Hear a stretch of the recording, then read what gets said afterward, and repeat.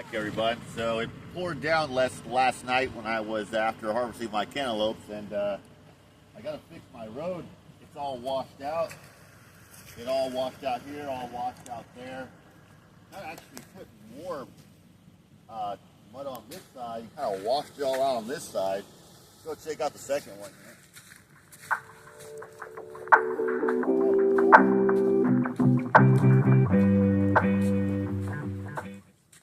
At least I have beachfront property now. Jesus, bro. So it goes down deep. I filled all this in, but we get some water out here in the high desert. It's a lot. So what we happen is a lot of sheet flow because if there's that hard soil, that caliche layer on top, it doesn't really penetrate. Well, it does. It just kind of gets a sheet flow across, which is what happens here. This is actually my road back to my house. Is this right here? But it's good for the plants. You know, I just planted all those carrots and stuff, and they got really watered. And it's really good for all the soil just to kind of soak all this up and all the plants come back to life. Usually after it rains like this, a whole bunch of native grass starts growing, and this place turns really green. It looks beautiful. It's going to be a lot of work to fix this road. You know, I'm going to have to shovel a whole bunch of rocks in here to kind of level this back out, but it's not impossible. It's just a little bit of work. Well, this whole entire stream here actually flows and just hits the backside of my property. So it kind of goes and winds like a river, and eventually it winds back this way. And that's the backside of where I'm at. But it's all gonna work out. You know, it's a little bit of sweat, but sure is beautiful. Sure is nice. Sure is a cool day. You know, it's part of life, living out in the high desert. Poor little guy, he probably got flushed out. Look at the coloring on the head. This is probably the most beautiful little lizard I've ever seen in my life. These guys eat up all the ants, and hopefully eats everyone he can find. All right, little buddy, scamper off. Ain't those ants that bite my toes. Let's go see how bad the main washes are up the road. Might have to turn around. I can go through this, but my goodness. About to pull out a fishing pole. To it. You know, it happens time to time. You can see how far it really gets up on one side and the other on these washes. You know, every wash is there because, you know, sometimes every year, sometimes every 50 years, every 100 years, they fill up with water. But we needed it. I'm sure within a couple weeks, everything's going to be so green.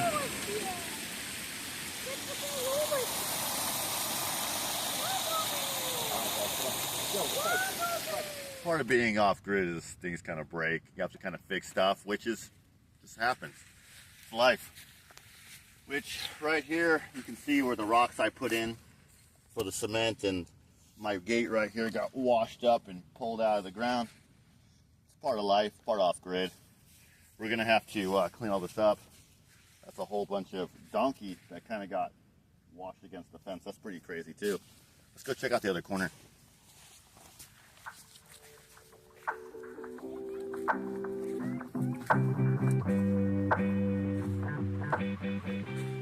So you can actually see the donkey footprints. They were walking around out here as it was getting raining last night. You can tell big old footprints. You see the two little hooves right there. Pretty wild. Over here is where everything got washed out. Let's go check that out. It probably took out this entire layer from here down. So it probably washed out a good 6-8 inches. I'm gonna have to fix this because things can just crawl underneath now. Looks like the poles are structurally sound, all of them. Oh no, this one got completely washed out. It looks like what happened is this got blocked up with debris. It went up and over and washed out up here. So I'm gonna have to fix that too. A lot of work ahead, but part of off-grid. You know, this is the monsoon season. This is what happens. Yeah, this thing is totally just, up off the ground. That was in the ground, like in. That's wild. See the footprints, top of the hoof. They were walking this way. It looks like it was one walking this way. Still some water over here in this wash. Goes pretty far. This is where these two kind of start connecting. Kind of see where they kind of went this way, trying to avoid the water. Cool about these mesquite trees is these velvet mesquite that I was talking about. Is you can see that there's the water over here, there's the water over here, and why this tree is so big right here. It looks like years ago someone cut some pieces off it and it grew back even again. It has huge tap roots that go into the ground. It's getting all this groundwater. It's tapping in water over there, it's tapping in water over here. That's why this tree is so big. It's pretty wild. A lot of things are like that out here. A lot of things have just these long roots to get the water. All of these brushes, all of these little trees are like that. All the washes are lined with these, just either side. They just dig down deep, hit that tap water. Pretty amazing. Picks up on camera, but you can see all the little bugs in the air. All of those are ants. Looks like they fled all the holes and they all started flying. There's big storms of them everywhere. Like they just go a swarm, and you can see them. Looks like a lot of them just got flooded out. Let me see if I can show you one on the camera. Don't bite me, little guy. That's what they look like. There's just hundreds in the air right now. The carrots came up, which is really neat. We see a lot of success with these. All of these carrots right in here, these are the other variety that I planted, the ones that are coming up that purple. They're all popping up looking good. So it's like all the water did really well for all of my carrots. These trench planting worked out pretty well. I was afraid of the whole thing just overflowing with water or something, but that didn't happen. Up over here, which is pretty neat, the entire shipping container is actually mildly tilted down, and so what it does is all of this flows down.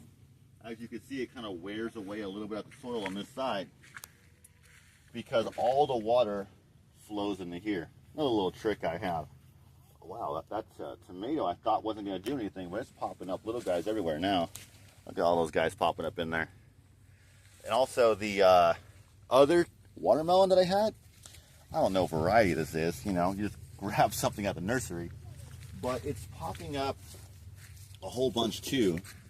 This one here is kind of a little fuzzy. I don't know if anyone knows what a fuzzy watermelon is, but not a cantaloupe. Drop it in the comments because I'm not sure. But it is coming out really well. It's starting to come to life. I think it was just held back because it had so much going on when it was little. Had a lot of mites, and I kind of killed all those off. And I was doing great. So over a year ago, 2 years ago, these trees were this tall. Last year they were this tall, and now they're over 7 foot. I use a lot of potassium phosphate, you know, with my nitrogen and everything else. And what that did is it really got a root system going. And once that root system really got in there, it really started soaking up all the nutrients and all the water, bam, these things shot up crazy. My yield went from 2 peaches to over a dozen. I think that was the miracle ingredient. The potassium phosphate. Go grab some, put them on some of your trees. You'll see some success. Well, thank you everyone for tuning in on my little adventure here of the rainstorm. Looks like it all worked out for the greater good. Everything here is getting, plants are growing. Got me some good water, tamped down a lot of the dust. All the native soil and all the native plants, I can't wait to see all that pop up. It's usually after it gets a monsoon like this, all native grasses pop up, all the flowers come out. It's a really beautiful sight. I'm gonna go over there and start fixing my road, fixing my fence. Well, have a good day and like, comment, subscribe.